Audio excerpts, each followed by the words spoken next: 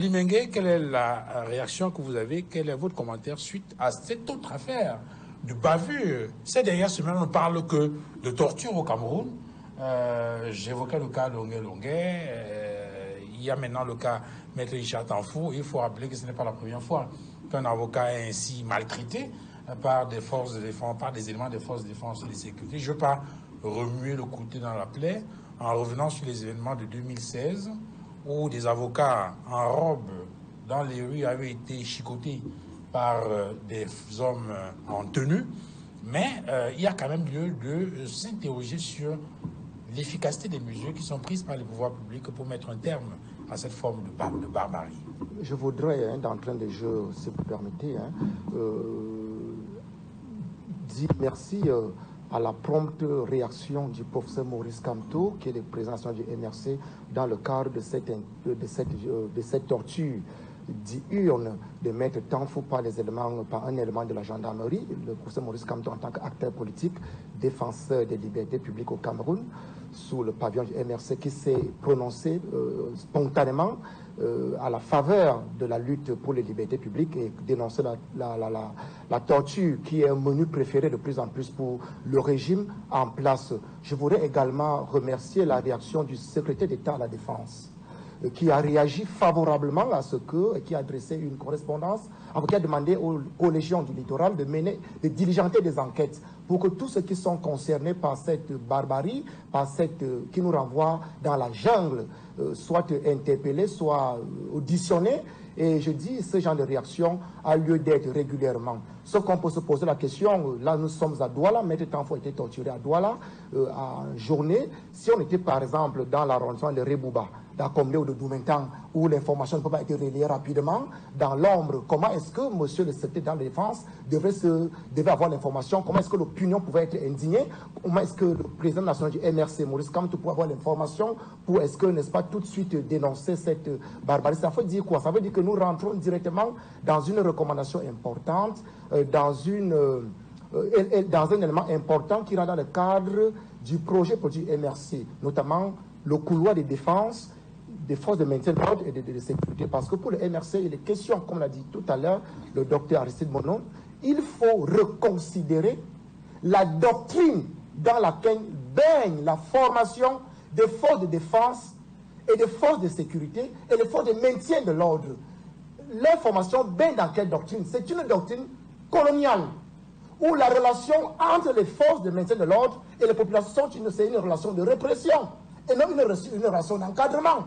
Parce que quand vous regardez les vidéos qui circulent ici et là, les tortures pour lesquelles les citoyens sont victimes de la part des forces de maintien de l'ordre, vous comprenez que, intentionnellement, un élément de la gendarmerie ou un fonctionnaire de police s'appuie sur une formation. Parce qu'il s'appuie sur une culture, la culture de la répression. Et il puise la culture de la répression dans la formation. Il faut, le MRC a dit, il faut reconsidérer la doctrine à partir de laquelle, et l'idéologie à partir de laquelle sont formées nos forces de défense et de sécurité. Il ne faut pas qu'on rentre dans les réflexes de répression de 1960. Il faut former nos forces de défense et de sécurité dans le cadre d'un rapprochement, d'une proximité, on dit souvent armée-nation, un seul corps, dans le cadre d'un encadrement. Il faut que nos forces de défense et de sécurité aient une relation d'encadrement, de sécurité vis-à-vis de nos citoyens, et non une relation de défiance, une relation conflictuogène, qui peut de temps en temps nous servir le menu comme cela où Maître Tanfou, parce que les Maître Tanfou, ailleurs, partout c'est comme ça, on traite les citoyens de gauche à droite, c'est-à-dire la relation quand un Camerounais est face à un policier ou un gendarme, il a plus de peur.